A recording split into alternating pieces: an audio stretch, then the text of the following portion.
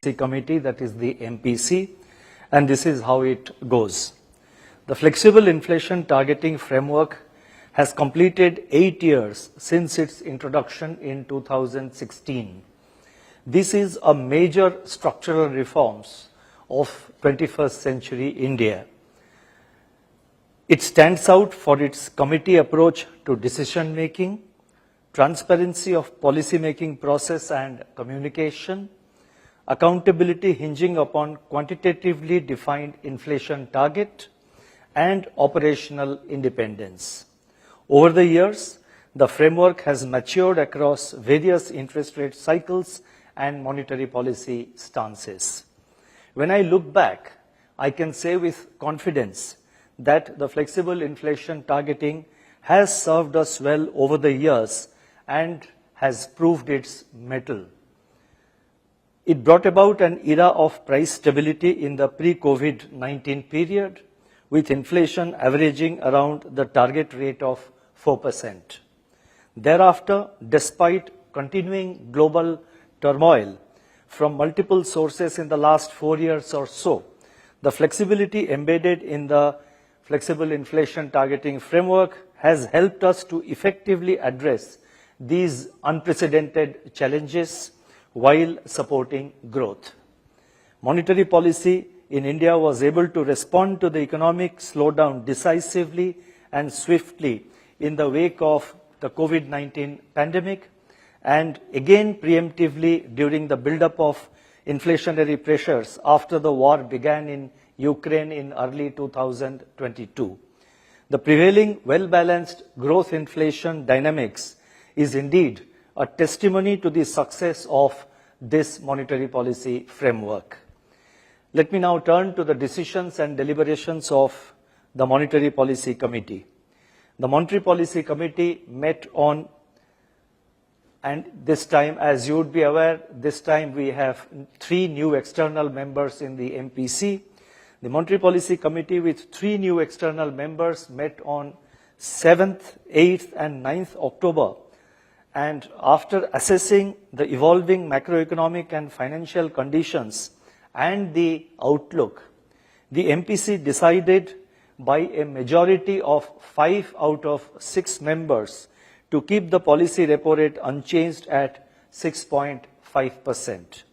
Consequently, the standing deposit facility, that is the SDF rate, remains at 6.25%, and the marginal standing facility, that is the MSF rate and the bank rate, they stand at 6.75%. Further, the MPC decided unanimously to change the stance, that is the stance of the monetary policy, to neutral, and also decided to, let me read it again, the MPC decided unanimously to change the stance to neutral and to remain unambiguously focused on a durable alignment of inflation with the target while supporting growth.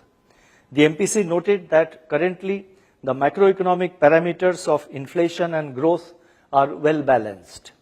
Headline inflation is on a downward trajectory, though its pace has been slow and uneven. Going forward, the moderation in headline inflation is expected to reverse in September and likely to remain elevated in the near term due to adverse base effects, among other factors.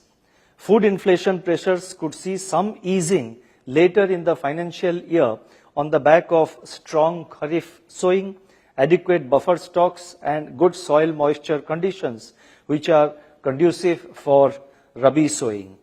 Adverse weather events continue to pose contingent risks to food inflation. Core inflation, on the other hand, appears to have bottomed out. Fuel component of the CPI remains in contraction. Domestic growth has sustained its momentum, with private consumption and investment growing in tandem. Resilient growth gives us the space to focus on inflation so as to enable its durable descent to the 4% target. In these circumstances, the MPC decided to remain watchful of the evolving outlook in the coming months. Keeping in view the prevailing inflation and growth conditions and the outlook, the MPC considered it appropriate to change the stance to neutral and to remain, I repeat, and to remain unambiguously focused on a durable alignment of inflation with the target, while of course supporting growth. I would now turn to an assessment of the growth and inflation situation. First, let me talk in brief about the global growth conditions. The global economy has remained resilient since the last meeting of the MPC in August. Although downside risks from increasingly intense geopolitical conflicts, geoeconomic fragmentation, financial market volatility, and elevated public debt continue to play out. Manufacturing is showing signs of slowdown while services activity is holding up. World trade is exhibiting improvement. Inflation is softening, supported by lower energy prices. Growing divergence in inflation growth dynamics across countries has resulted in varying monetary policy responses. Let me now turn to domestic growth. Real GDP grew by 6.7% in the first quarter of this financial year, that is 24-25. And this was led by a revival in private consumption and improvement in investment. The share of investment in GDP reached its highest level since 2012-13. Government expenditure, on the other hand, contracted during the first quarter. On the supply side, gross value added, that is GVA, expanded by 6.8%, surpassing the GDP growth, aided by strong industrial and services sector activities. High-frequency indicators available so far suggest that domestic economic activity continues to be steady. The main components from the supply side, that is agriculture, manufacturing, and services, they remain resilient. Agricultural growth has been supported by above normal southwest monsoon rainfall and better kharif sowing. Higher reservoir levels with good moisture conditions of soil augur well for the ensuing rabi crop. Manufacturing activity is gaining on the back of improving domestic demand, lower input costs, and supportive policy environment from the government. 8 core industries output fell by 1.8% in August on a high base. Excess rainfall also dampened the production in certain sectors such as electricity, coal, and cement in August. The Purchasing Managers Index, that is PMI for manufacturing, at 56.5 for September remained elevated. The services sector continues to grow at a strong pace. PMI services at 57.7 in September indicates robust expansion. On the demand side, rural demand is trending upwards while urban demand continues to hold firm. Government consumption is improving. Investment activity remains buoyant, with government capex rebounding from a contraction observed in the first quarter of this year.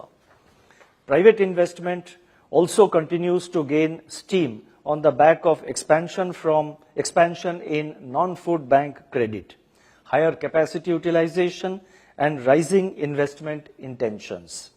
On the external front, services exports is supporting overall growth. Looking ahead, India's growth story remains intact as its fundamental drivers, namely consumption and investment demand, are gaining momentum. Prospects of private consumption, the mainstay of aggregate demand, look bright on the back of improved agricultural outlook and rural demand. Sustained buoyancy in services would also support urban demand. Government expenditure of the center and the states is expected to pick up pace in line with the budget estimates. Investment activity would benefit from consumer and business optimism, government's continued thrust on capex, and healthy balance sheets of banks and corporates. Taking all these factors into consideration, real GDP growth for 24-25 is projected at 7.2%, with Q2 at 7%, Q3 at 7.4%, and Q4 7.4%. Real GDP growth for Q1 of next financial year, that is 25-26, is projected at 7.3%.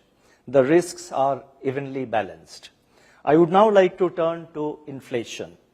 Now, as anticipated, headline inflation softened significantly in July and August, with base effect playing a major role in the month of July.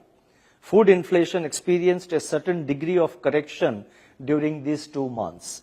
Considerable divergence, however, was observed within the food subgroups. Now, whatever I am saying, I have given a lot of data in the footnote of my statement, which as usual will be uploaded in the RBI website immediately after my statement is, immediately after I complete my statement. For example, I just now said that considerable divergence, however, was observed within the food subgroups. So this is backed up by the data which I have given in the footnotes. And in fact, all the statements that I am making are backed up by supportive data there in the footnotes. So those of you who are interested may like to have a look at them after it is uploaded. Now, deflation in fuel group deepened on softening electricity and LPG prices. Core inflation, on the other hand, edged up in July and August.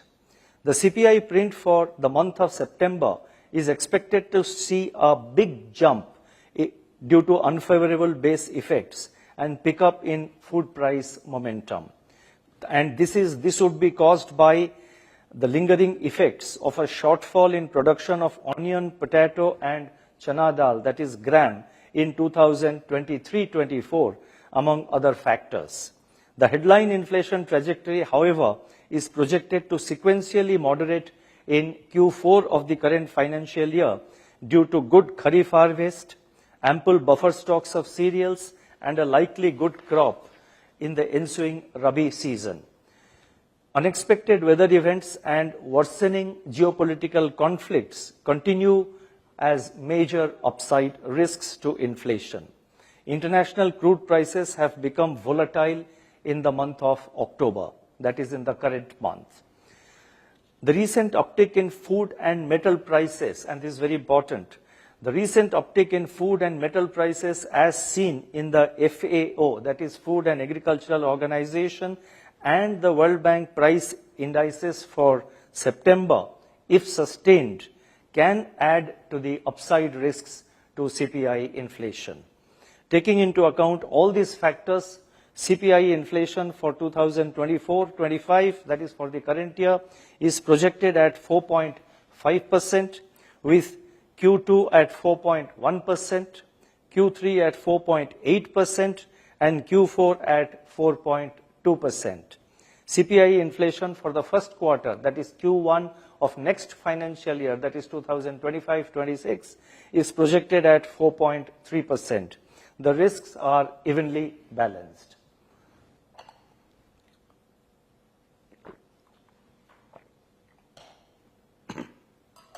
Now, I have summarized our assessment of the domestic growth and the inflation conditions and the outlook as per our assessment.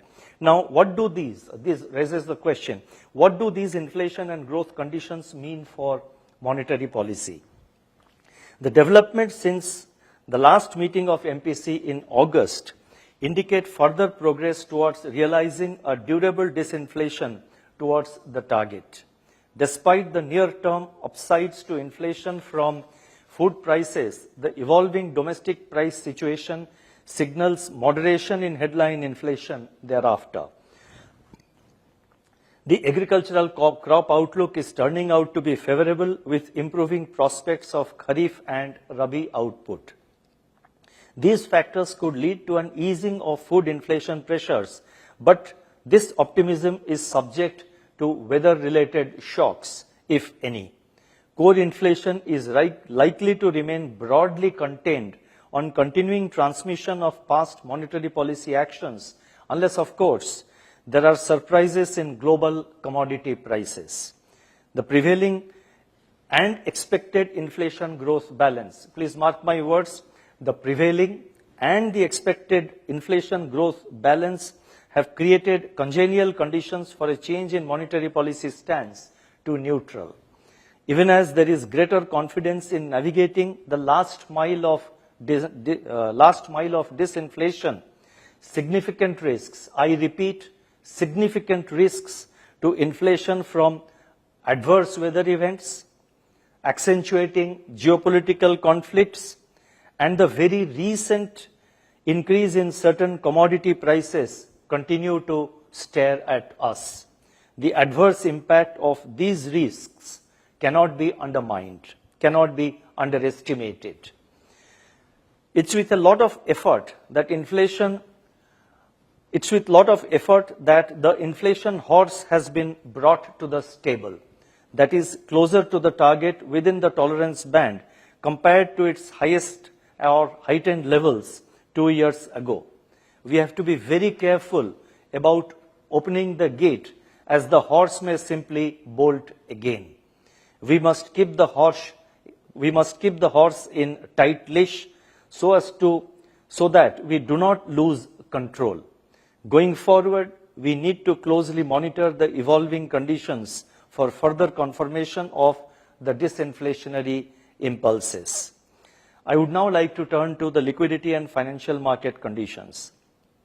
System liquidity remained in surplus during August and September and also in early October, with a pickup in government spending and decline in currency in circulation.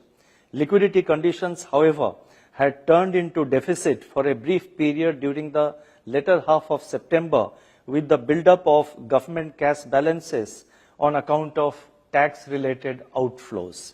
In sync with the shifting liquidity conditions, the Reserve Bank proactively conducted two-way operations to ensure alignment of interbank overnight rate with the policy repo rate.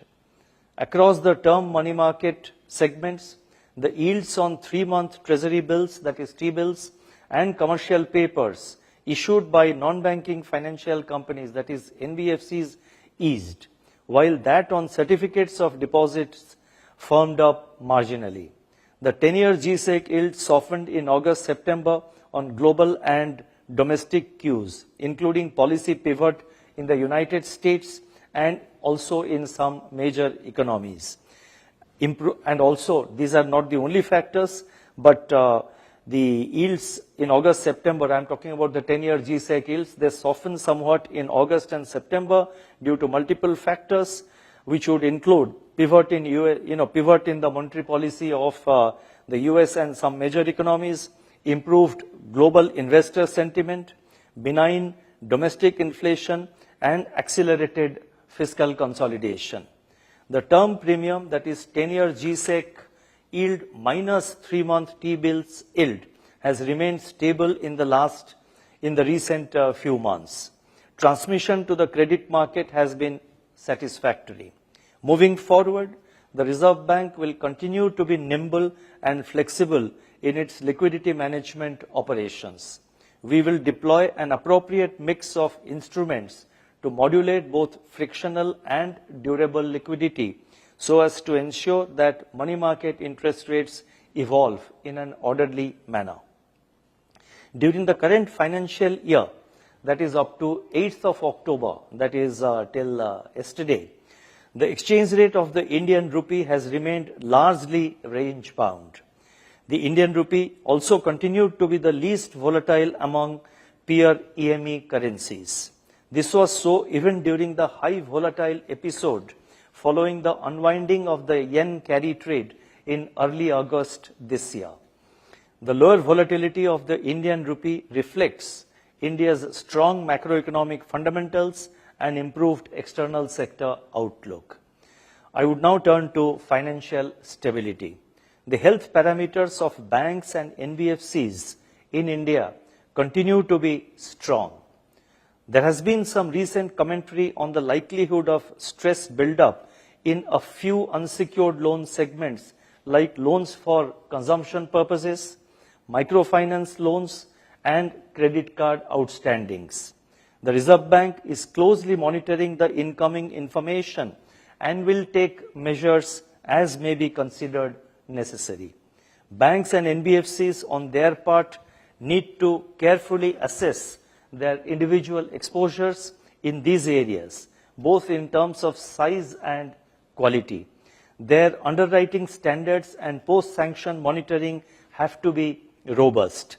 Continued attention also needs to be given to potential risks from inoperative deposit accounts, cybersecurity landscape, mule accounts, and a few other factors which we have been stressing and highlighting time and again in the public domain as well as in our interaction with the banks and NBFCs. Now, overall, I would again like to stress that our banking and the NBFC sector, that is the financial sector, remains healthy, resilient, and stable. NBFCs in particular have registered an impressive growth over the last few years. This has resulted in more credit flow to remote and underserved segments, bolstering financial inclusion. While the overall NBFC sector remains healthy, let me re-emphasize, while the overall NBFC sector remains healthy, I have a few messages to certain outliers.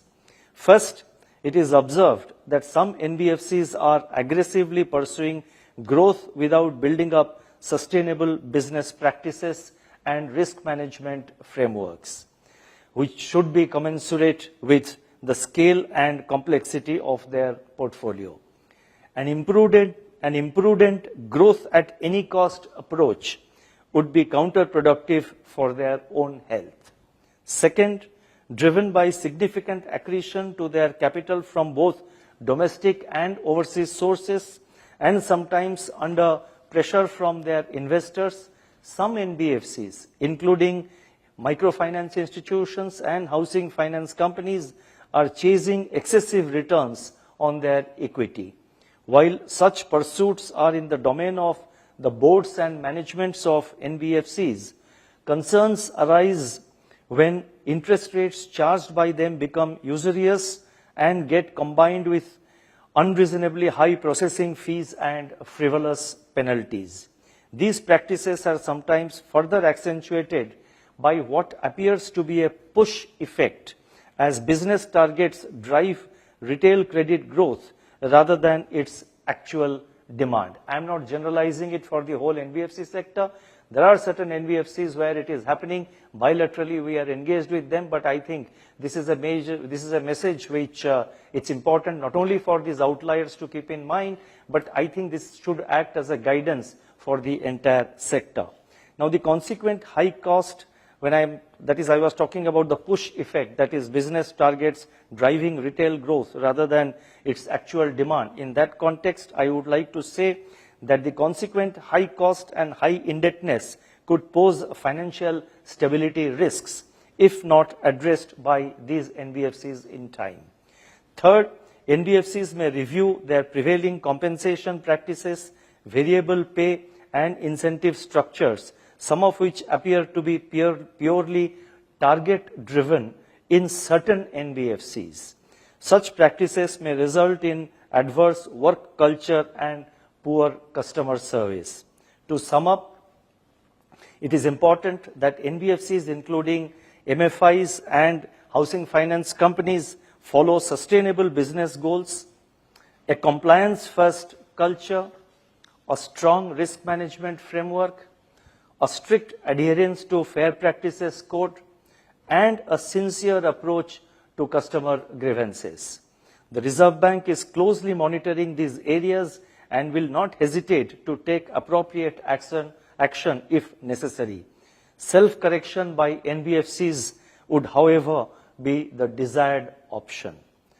Coming to external sector, India's current account deficit, that is CAD, widened to 1.1% of GDP in the first quarter of this financial year, that is 24-25, and this was on account of higher trade deficit. Buoyancy in services exports and strong remittance receipts are expected to keep the current account deficit within the sustainable level. On the external financing side, foreign portfolio investment, that is FPI flows, have seen a turnaround from the net outflows of $4.2 billion in April and May this year. They have turned from net outflows. In April and May, we had net outflow of $4.2 billion. Now they have now turned to net inflows of $19.2 billion during June to October, and this is the figure till 7th of October. Foreign direct investment, that is FDI flows, remain strong in 24-25, as both gross and net FDI flows have improved in April and July. While external commercial borrowings moderated, non-resident deposits recorded higher net inflows compared to last year. India's foreign exchange reserves have already crossed a new milestone of $700 billion. Overall, India's external sector remains resilient as key external sector vulnerability indicators continue to improve. And when I say key external sector vulnerabilities continue to improve, I have backed it up by the data in the footnote of the statement. On the whole, we remain confident of meeting our external financing requirements comfortably. I shall now announce certain additional measures. The first relates to responsible lending conduct, levy of foreclosure charges and or prepayment penalties on loans. The Reserve Bank has taken several measures over the years to safeguard consumer interest. As part of these measures, banks and NBFCs are not permitted to levy foreclosure charges or prepayment penalties on any floating rate term loan sanctioned to individual borrowers for non-business purposes. That is, for purposes other than business. It is now proposed to broaden the scope of these guidelines to include loans to micro and small enterprises, that is MSEs. A draft circular in this regard shall be issued for public consultation. The second announcement relates to discussion paper on capital raising avenues for primary urban cooperative banks, that is for UCBs. The Reserve Bank has undertaken several initiatives in recent years to strengthen the UCB sector. Such initiatives include issuance of regulatory guidelines in 2022 for issue and regulation of share capital and securities by the urban cooperative banks. To provide more flexibility and avenues to the UCBs, that is urban cooperative banks, to raise capital, a discussion paper on capital raising avenues for UCBs will be issued for feedback and suggestions from stakeholders. The third announcement relates to creation of Reserve Bank Climate Risk Information System. Climate change is emerging as a significant risk to financial system world over. This makes it necessary for regulated entities to undertake robust climate risk assessment, which is sometimes hindered by gaps in high-quality climate-related data.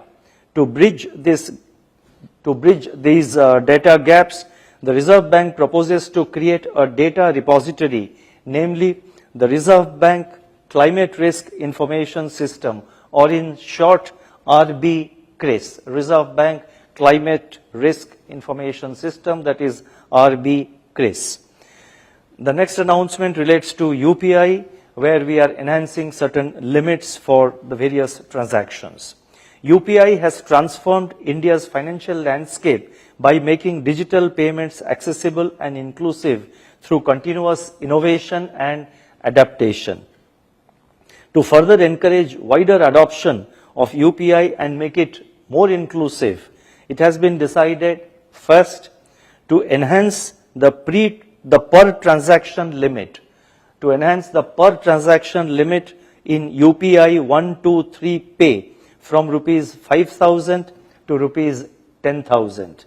And second, it has also been decided to increase the UPI Lite wallet limit from rupees 2,000 to rupees 5,000 and per transaction limit from rupees 500 to rupees 100. The final announcement relates to introduction of beneficiary account name lookup facility. Let me explain what it means. At present, UPI and Immediate Payment Service, that is IMPS, provide a facility for the remitter of funds to verify the name of the receiver of the funds, that is the beneficiary, before executing a payment transaction. It is now proposed to introduce such a facility for RTGS as well as the NEFT systems. This facility will enable the remitter to verify the name of the account holder before effecting funds transfer to him or her through RTGS or NEFT. This facility will also have the effect of reducing the possibility of wrong credits and frauds. Let me now conclude. Today, the Indian economy presents a picture of stability and strength. The balance between inflation and growth is well poised. India's growth story remains intact.